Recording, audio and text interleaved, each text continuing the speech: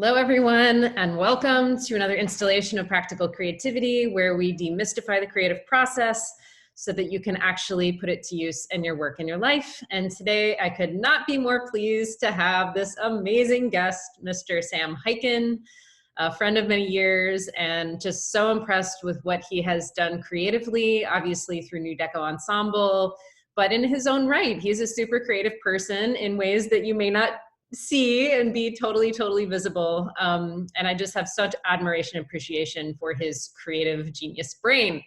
So Sam, tell us a little bit more about yourself and what you're up to right now. Well, thank you, Marta, for having me on. I've been watching your different live streams over the past few weeks, and I really appreciate everything you're doing. So thank you for giving me a little time on this stream. My name is Sam Hyken. I'm a composer, arranger, former trumpet player, but also co-founder and also CEO of Nu Deco Ensemble, Miami's genre-bending 21st century chamber orchestra. Woo! All right. Amazing. So tell us what that means. Composer, arranger, CEO, co-founder, former trumpet. That's a lot of things. Yeah. So, I mean, I would say my day job now at this point, the main thing that I do is really with Giacomo Byros. We run Nu Deco. We're now in our 5th season here in Miami. We've grown all the way from having our first season be a $200,000 season to a $1.5 million season this year. So it's been crazy. And really that, starting an orchestra, we do about 7 of our own self-produced series the year, in addition to other produced events or corporate events or special projects. It's really grown to something really very special. So my job within the organization is I actually run the business. I have an amazing team, but I'm CEO. I run the board, I run the business, and CEO and president. But then I also am responsible for about, I would say, 70–80% of the musical content that you hear on the stage. So I do all of the arrangements when we have our guest artists, and I do, I usually will arrange with collaborators a piece every concert that's a reimagination of a popular artist. Anything from LCD Sound System to Aretha Franklin to Nina Simone to Radiohead, which is kind of a fundamental aspect of what we do. So it's like half our artistic side and then half of the entrepreneurial business side. Amazing. So you are as adept at raising money as you are putting together a suite of music that is bringing classical instruments together, merging with the work of a really notable, amazing band, group, individual artist. That's so cool. What's it like? So what's it like to kind of like jump from one function to another? Because obviously you're a CEO, you're an artist, you're having to use multiple parts, your right brain and your left brain. So like, tell us a little bit about like what that's like to switch roles, to switch hats, so to speak. Sometimes it's well, I'll first say the only way I'm really able to do that is by having an amazing team. And that's kind of on both sides of the playing field. On the business side, I have a wonderful number 2, Derek Wallace, and we're expanding our team as well. And a really passionate, engaged board of directors, and of course, Giacomo as, a partner in everything that I do with Nu Deco. And then the creative side, in addition to Giacomo, one thing that I've done in the past few years is I've brought other members of the ensemble to help with the arranging side, especially when it comes to creating the suites for Nu Deco.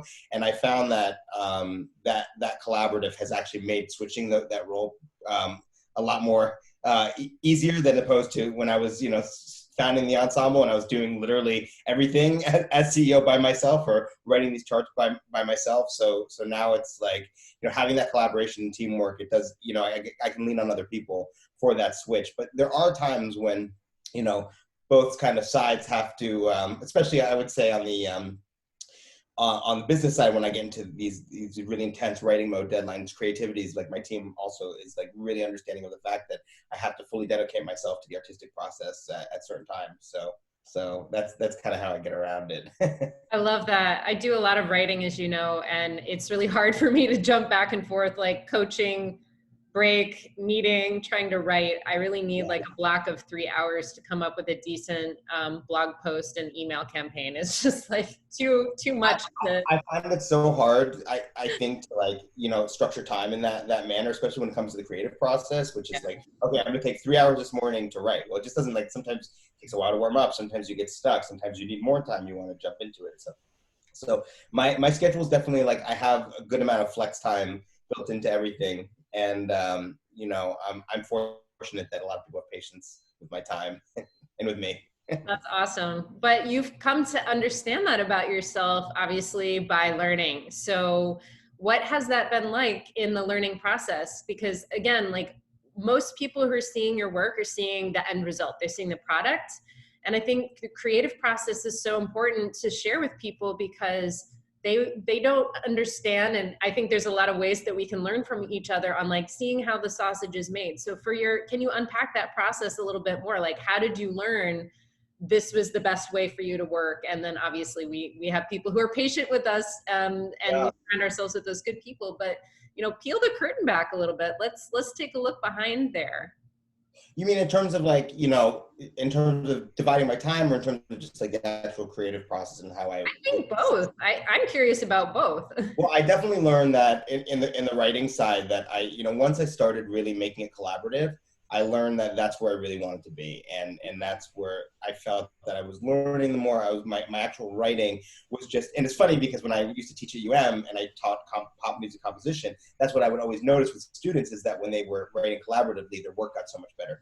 And once I started applying that to myself and realizing that just by opening up the process, that I was, everything was just improving. I was more sane, and it just was a lot more fun, as opposed to just, there's so much. I don't know if you've ever read this book called The War of Art, and it's very interesting book about like how like sometimes going into creative process is almost going to battle, because you're battling with yourself, you're battling with like the voices and the doubt in your head. And so when I started writing more collaboratively, I found that you're on the lines with people and you're supporting each other. And so it was like that support combined with the fact that I just, by getting to bounce off other people, I just was learning. And I feel like I've just developed a lot more tools in the shed in the past couple of years since I've been doing that part of the process. I love that, because part of the creative process, I think when you're creating a work of art or you're preparing a recital or you're like working toward an artistic goal of some sort, is complete uncertainty as far as what's going to happen at the time. And I think that makes it very exciting, but also very stressful. Yeah. And I'm glad you put it into those terms. I'm going to check out that book. We'll put it in the show notes so that people can find it. But really battling with yourself. I felt like when I was a professional musician, I was just battling so much with like the gnarly voices in my head telling me that was terrible and you came in late and you forgot that part, and whatever it was like hypercritical. And I think that that's baked in because you always want to be better. But I love what you're saying also, because when it's about uncertainty and embracing that 100%, but it's also about learning.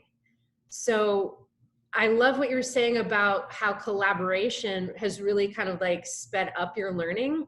Yes. When we had a visual artist on here a couple weeks ago, Patricia Chanel Gutierrez, she was at the Bakehouse with me, and now she's in her own studio in Hollywood, but she was talking a lot about being a visual artist and how important it was for her to work with her collective. And I think they might be actually watching right now, RPM projects. So that is fascinating, because also visual artists are not necessarily naturally collaborative, whereas I feel like musicians, like the minute we have an instrument in our hands, we're working with somebody, we're collaborating. So can you tell us more about kind of like that collaboration? Obviously, Nu Deco, you're co-founder. So what did you learn by doing that? And like, how did you come up with this idea? It's funny that like collaboration, it's really so fundamental. In fact, it's so fundamental in everything Nu Deco does. We've been talking about the fact that lately, just kind of like inside baseball, that why isn't collaboration like needs to be in our mission statement, because it's so fundamental to everything that we do. And we've seen so much magic in the collaboration, and the collaboration, like the fact that like we're using the orchestra as this vehicle for collaboration, and not just like in the traditional sense, but as this point where all these things can meet, and not just the traditional instruments, but instruments of all genres. So your traditional acoustic instruments, and more rock and roll contemporary instruments, like different kinds of synthesizers, electric guitar, electric bass, as well as different kinds of players, but then different kinds of musicians or different kinds of artists from different mediums. And it's been such a fundamental aspect, and so much where I think has driven the growth.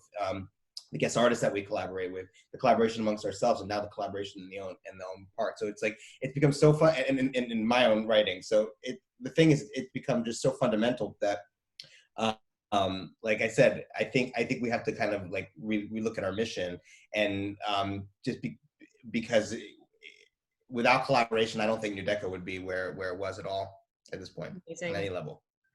I really appreciate that. It seems like every time I go to a Nu Deco concert, the artist that is featured just has this sense of like wonder, because they're hearing their works in the context of in like an orchestra, and that's a totally new experience.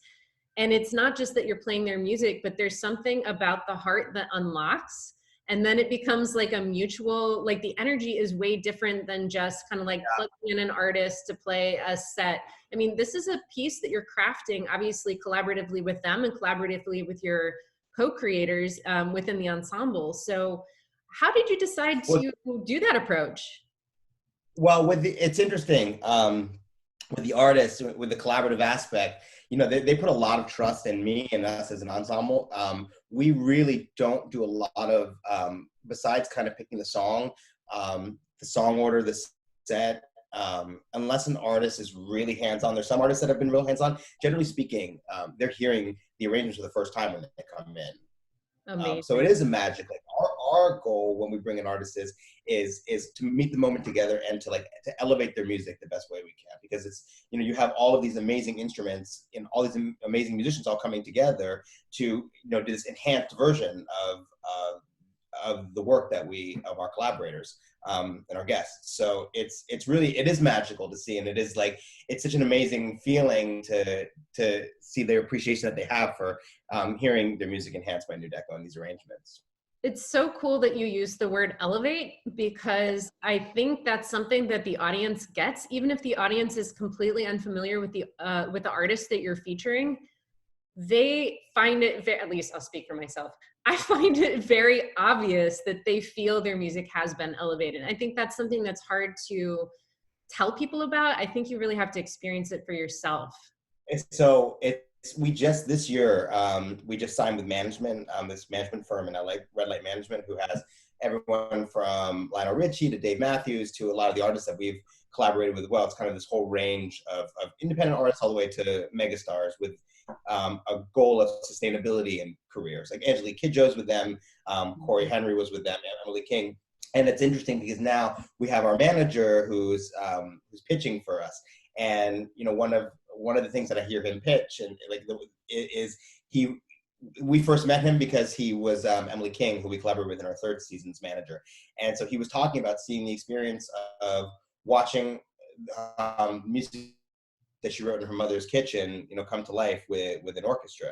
And it was just, you know, as a manager to his client, it was just such a meaningful experience to him to see her face light up that way. So, yeah.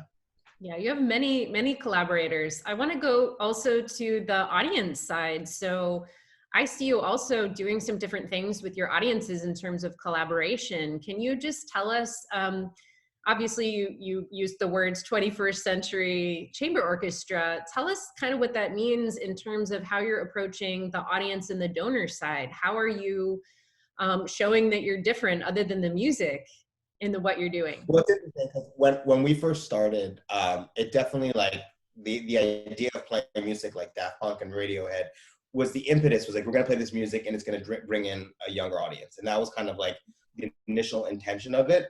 But then what we actually found was that in addition to drawing young audience, this the legacy aspect of the art form that we were doing, we were also kind of a gateway for older audiences to learn about this music, like Daft Punk and the music that they just didn't have an entry point for, that we were serving that entry point. We can present that music in a way that was accessible for them as well. So it kind of went both ways. So on that end, in developing audience, like that was kind of the initial surprise. In terms of how where I think we've been successful and on the donor side especially, is we've developed this membership program, which has really grown and become really a backbone of the organization, which is it's like kind of our entry-level giving that comes with all tickets, but we've really created a community of about 200 people that really support the organization and really provide, you know, not just amount, like they're our number one, you know, they're the backbone of our support, but then they're also like our cheerleaders and advocates online, etc. So this membership program has been very effective for us in terms of developing audience. For sure. And what's been interesting is also seeing you all play with different venues. Yeah. You started at the Lightbox, had a very unique vibe, very close up. You could see people's faces. Is not what happens when you normally go to see an orchestra. And then you were in the New World Center, and you were at the Arch, and now you're at the Citadel. So tell us a little bit about, and again, what you were saying about the audiences. You thought you'd attract a different audience, and it just ended up like a yes and kind of thing, learning, right? So tell us more about that. Yeah, it's developed. As you know, when we started, it was really about the intimacy, like 200 people, really close up. But then, you know, initially we started at one night, 200 seats. We grew to 3 nights, sold out, and so we in a sense we outgrew the space, but we still really wanted to have that intimacy aspect. Fast forward, in our second season, I was commissioned by the Arch Center to write a new version of Vivaldi's Four Seasons with the hip hop dance company. And from there on, we entered a partnership to become an orchestra in residence at the Arch Center. So, you know, we started asking ourselves, are we the same orchestra that is in this intimate space and also in the Arch Center? And what's ended up happening is we play to the venue that we're in. So when we're at the Arch Center, we're a bigger ensemble. We double our brass. We double our string section. Where our repertoire is slightly more populist. We have a longer guest artist set. And then when we're in our more intimate venues like the Lightbox or the Citadel, we have more edgier new music, living composer program. And then we also the other 2 venues you mentioned, New World Center performing is also a little bit kind of our biggest production there, because you have the amazing sales as a visual component that they have there, and we use that space to commission new work a lot. And then our 4th venue, I think my internet is crapping a little bit, so sorry about that. Okay. Can you hear me okay? Yeah, everything's good. And then our 4th venue is at the North Beach Band Show, which we've been in our first season, which is an amazing outdoor venue on North Beach. Fits about 1,000 people under the stars. And that's become, you know, we do a lot of different world music artists there, because that's a venue that the Rhythm Foundation, who has been like one of the greatest music presenters in Miami for the past 30 years, they do a lot of world music. So we play to that venue in that way, and we also tend to play like a lot of our ensemble members' compositions in there. So every venue that we play, we program slightly different. The makeup of the ensemble grows or shrinks depending on the venue we're at. So we really like have a very kind of certain set of music that we do no matter where we play, and we're malleable in that sense. But we found that like by being itinerant in that sense and having these different sides to us, it's really brought into focus the full picture of who we are as an ensemble. That's really terrific, because what you're saying, and you know, we've been talking forever about your ensemble, and you know, I'm a nerd on the business side.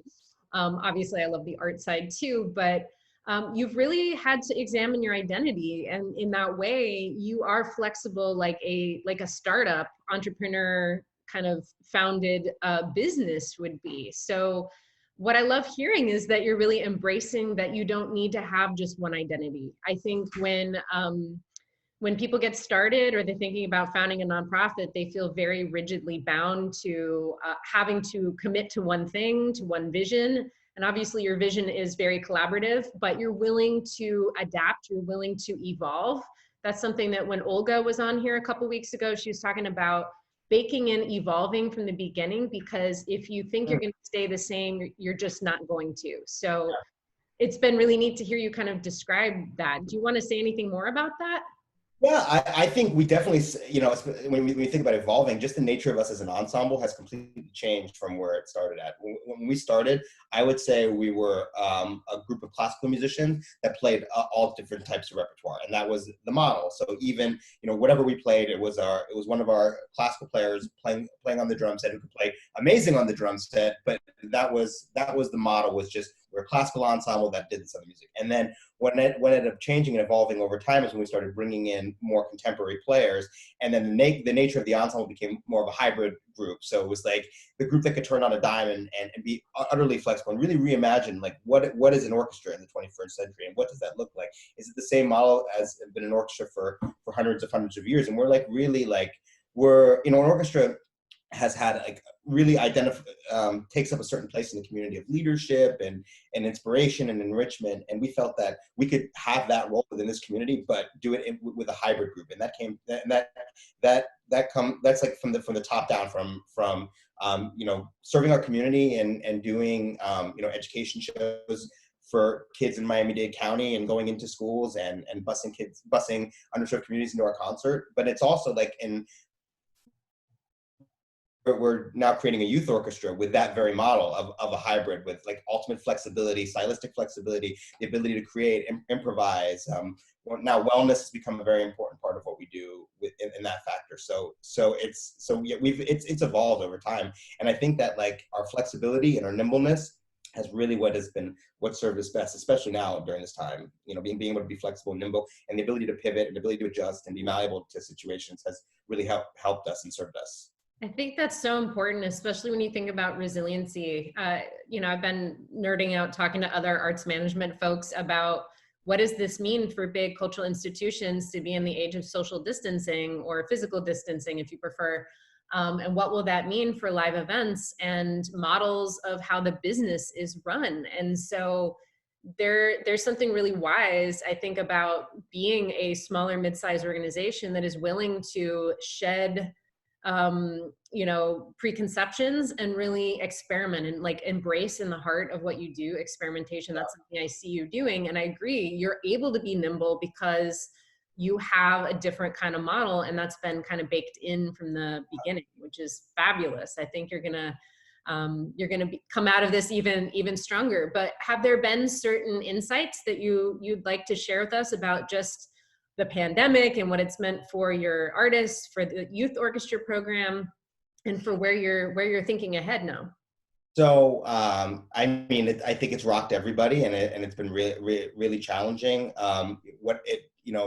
Just in terms of Nu Deco, we got hit with everything happening in the middle of a concert week. So we were all gearing up for our biggest show of the year with Robert Glasper. He had just, we commissioned him for his first orchestral work. I went to LA to work with him in the orchestration, and we had this amazing rehearsal, and the next day New World Center got shut down. So that was just a big challenge inherently, like, just in terms of just putting out, short-term fires and what to do in the situation. We had to act really fast.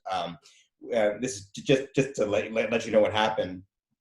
We ended up trying to salvage it by packing up and going over to Arch just to record it and to live stream it, but then that ended up getting canceled as well. We've made the decision that, throughout this, we're going to support our musicians. We feel like our artists are the backbone of absolutely what we do, our heart and soul. So we, even though half that week was canceled, we ended up paying our musicians in full completely, and we've compensated them for the two concerts that have been canceled for the rest of the season as well. We're compensating for that. So that's just kind of like an organizational ethos. But in terms of just having to adapt to the situation, we knew we really wanted to get ahead of it and figure out what was next for us, and how we could if there was a way to all of our responsibilities, to be able to serve them the best we could. For instance, we had received funding for our educational concerts, which were supposed to take place at the Arch. So what we did was we pivoted and took we've been fortunate that we've cinematically filmed all of our concerts. So we've repurposed all that material and turned them into education videos that we could provide for distance learning for Miami-Dade County And the youth orchestra program, we were supposed to launch that the week after the pandemic hit. So we really quickly, and we were having rehearsals for the youth orchestra. It was going great. We put together a really wonderful group. Everyone was really excited. And we pivoted and put, I know that's like the overused word of the month, but we pivoted and we put everything online. and we've been meeting every single Saturday with program. It's a combination of master classes. Our musicians are teaching individual lessons online. I'm doing like inside the arrangement talks. Giacomo's leading meditation. We're doing different musicians are doing like presentations. I'm teaching a composition class in June for that. So we've moved all of that online. And then in terms of planning, what we're doing is we're really just kind of looking at kind of a modular model right now. We've planned for every scenario from being fully back to an all digital season. And we've had to ask ourselves, like, what does that mean? If live performance, if we're still in a situation where we can't perform live and we're hoping that it's gonna at least be somewhere in between full and that, what does an all digital season look like for Nu Deco? And so we planned that. And luckily, I think for us, the fortunate thing is we're sitting on so much content that, and we've spoken to a lot of our collaborators, that we have a plan to release at least 5 different EPs of past performances, as well as videos of those concerts. And then we also have plans for like live digital concerts. So aspects that are like part pre-recorded, part live. So say Nu Deco was pre-recorded, our guest artists would perform live with that, and we have an interactive concept with interactive portion, fan polling and questions, etc. So there is a live element of that, if that is the case. And then, the in between, what are there possibilities for social distance concerts? What does that look like here in Miami? We're really going over all of those scenarios. What does that mean? The makeup of the ensemble? Do we have to do? We do have a small version of Nu Deco that's a 17-piece small version. We call it Nucleus. So like, do we have to do some concerts that way? Right now, we're putting kind of everything. We have it all. So as things progress, and we can really make those decisions very quickly. What's that going to look like? I mean, we have the programming. Awesome. This is awesome, because this is really what the flexibility and just the like going through those scenarios and actually mapping them out and being ready to deliver is, I think, going to put you you're going to be ready for everything, right? So I think that's so smart, and it's hard to do this work, right? Because you're like a little bit blind as you're trying to. Yeah, I mean, it's week. It really is week to week, honestly. In term, or a couple. We can't really think a couple weeks at this point, anyways, as things are progressing. So, we're really trying to stay flexible and ahead of it. But you're right. I think that is an advantage for us.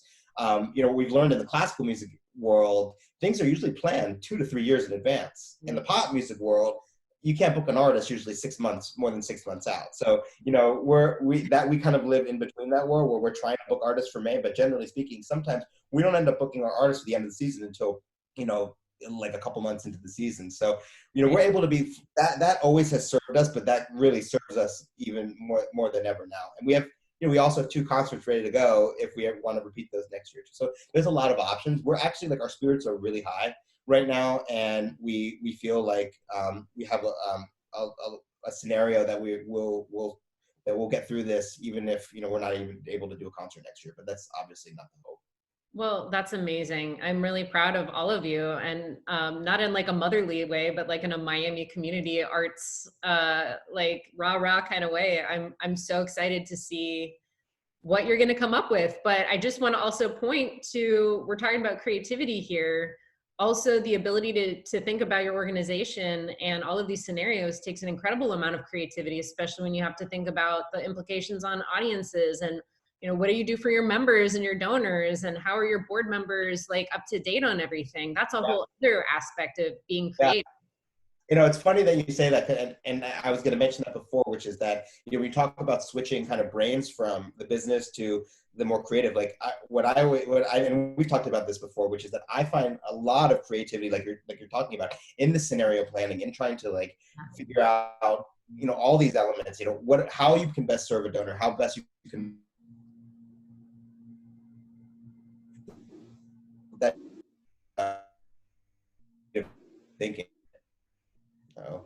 Okay, you cut out just a second there. If you don't mind repeating just the tail end of what you just said. I'm so sorry. Hold on a second. I'm just double checking. I've had great internet up to now, so. Did you hear what I said? Where was I? You were just about to talk about the aspect of donors and board members, and Oh yeah. Like I said, I think there is a real creativity in figuring out how to serve during this period, and how to communicate with your donors, and like how to, like, we have a lot of our memberships come in at the end of the season, but if you're facing possibility of live performance, how can you tell, how can you say, can you stay with us right now, even though we don't know how many concerts there are, still pledge. So what we did actually with Nu Deco, I mean, after initially just calling everybody just to make sure everyone's okay and how they're doing, and just making sure everyone's just like, is everything all right? Just communicating with just humans, human beings. Everyone. We set up a big town hall last week with all of our constituents and our donors and even our musicians, just to let them know, what we've done and what are our plans for next season. What does it look like, and what does this digital scenario look like, and to show them just some of the work that we've been doing during this time and what we're actually capable of. So that was definitely appreciative, and we got like really wonderful feedback on that, and we feel like we haven't lost a step, and that our people are really still with us. That's such a great idea. I would recommend that everybody who is watching, who is part of a cultural organization, think about, or even an artist, think about doing some sort of forum where you can talk directly to the people who care about you and share what's going on, and answer their questions. And they might also have ideas that you hadn't thought about. I think that's an excellent idea. I'm definitely gonna recommend that people do that. It's such a good idea. Sam, I want to know also, every time we hear Nu Deco Ensemble, there is a piece that you were talking about at the beginning, like the suite, right? So how do you determine whose music you explore in those suites? And is there any sort of influencing that tries to happen along the way?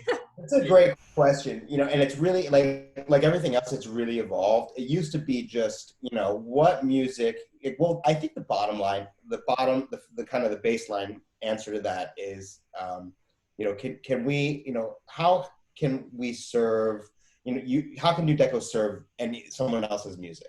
Like, what can we do to possibly show another light on it, or elevate it, and honor it in some way, not just, a gimmick or anything. Like, is there something that we can bring that's unique to someone else's music? And I think when it first started with Daft Punk, it was like, okay, what music would actually not sound horrible played by an orchestra? Like the cheese factor. But once we brought in, a real rhythm section, the possibilities of the kind of music, like, because without electric guitar, you can't really do rock. But now that we have an electric guitar player, it's like the kind of music that we can present, really, it's the whole gamut, and it's really evolved. So it started with like that on Canal City and kind of more electronic stuff, which is in Kraftwerk, which is really easier to orchestrate. And now it's really evolved to everything. Like this year we did Fleetwood Mac, and we even, something new that we did this year was we reimagined the Nutcracker.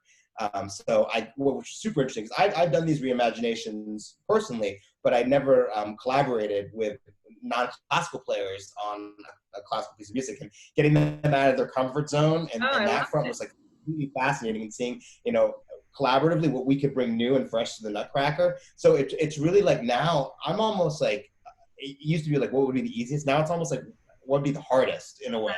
And I'm like, I'm kind of more gravitating towards even older music, like the Ray Charles, the Arethas, James stuff, that I feel like there's a lot more room to experiment. And so I think that, like, it starts with the music that we love and the music that, like, we're interested in exploring, but then, whose music really deserves that platform, and, like, or maybe not deserves, but like what music can we really bring something special to? And we do take a lot of audience feedbacks. We see what people are interested in hearing. This year we did Fleetwood Mac, which was something my mom had been to my ear about. So really, it's like it's and then a lot of it has to do with just programming and the kind of guest artists that we want to collaborate with. So if there's a really, sorry, still there? I'm there. Yeah, it's all good. Where was I? I'm sorry, Marta. I lost my train of thought. We're talking about your mom. With Fleetwood Mac. So yeah, so like the kinds of suites that we do, it comes from a lot of different places. Oh, I know what I was going to say. Sometimes it depends on the artist that we're working with as well. So an artist, we may be inspired. If there's like a blues artist, maybe we're going to lean towards that kind of suite. And it's happened where we've had an artist and picked a suite based on that artist, and then for some reason that, the artist ended up canceling, or something happened. So, then we end up finding an artist kind of more in that realm. So there's lots of different ways that we find our programming with the suites. It just depends on a lot of different factors. Amazing. And I also want to just go to something really super basic here, which is you were trained as a trumpet player.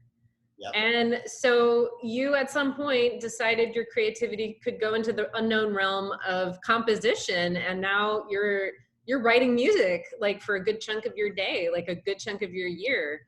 Yeah. What inspired that? And how did you make that leap? How did you feel confident enough to actually do that? I think like I know how to do species counterpoint, but not what you do. And that sounds terrifying. So I would not take that on. So tell us more. It was definitely a leap of faith. I was really, I went to Juilliard for the trumpet. I was associate principal trumpet of the Singapore Symphony. That's where I met Giacomo.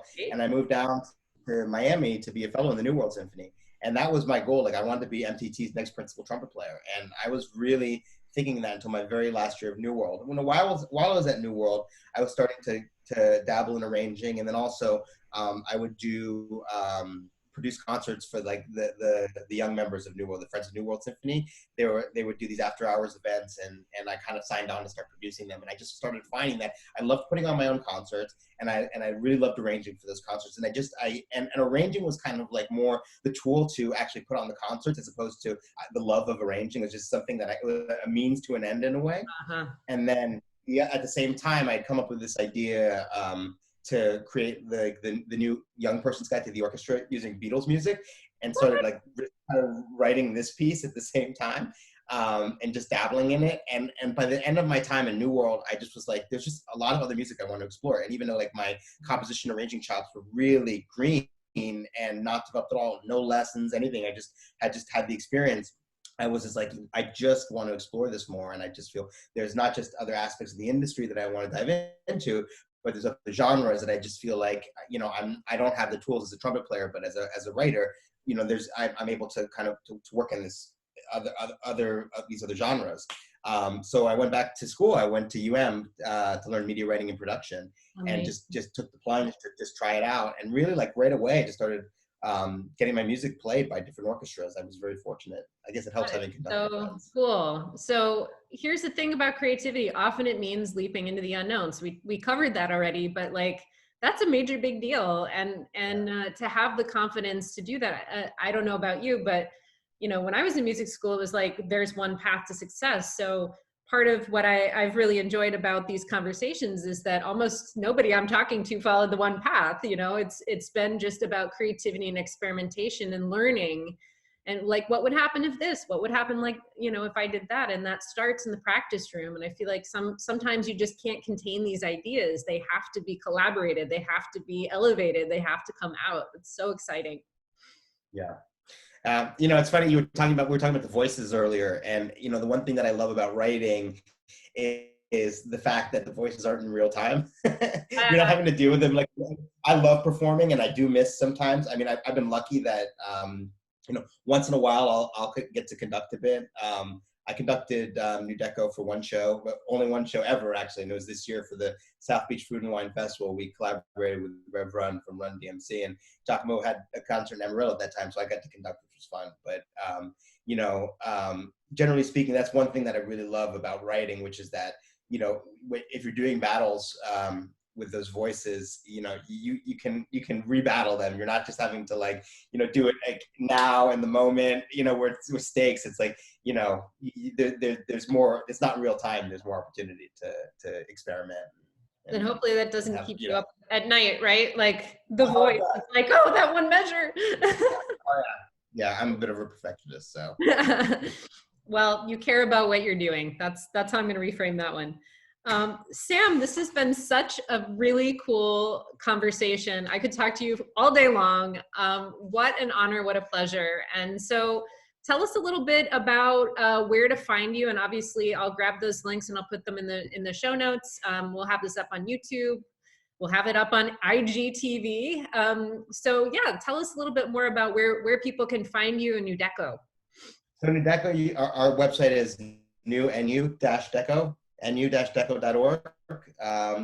All of our performance videos, our scheduling, all of our educational initiatives, it's all on that site. I would say subscribe to our YouTube channel, follow us on Facebook, Instagram, all the socials. You can follow me, my handles at Twitter at Sam Hyken, Facebook page, everything. But I would say primarily my work is mainly through Nu Deco. There's some other things that come up from time to time. I just got what's actually a collaboration with Nu Deco, but commissioned from Miami City Ballet, but that's going to probably be on hold for next season, most likely. But that's a new commission that was announced a few months ago. And other than that, just come check out Nu Deco. We have a lot of exciting plans. We're really excited about the future, and can't wait to see you at another concert. Yeah, same here. Well, thank you so much. And I hope all of you out there are taking this as inspiration, and hope you have a wonderful, wonderful end of the week, and everybody stay creative. Thanks, Marte.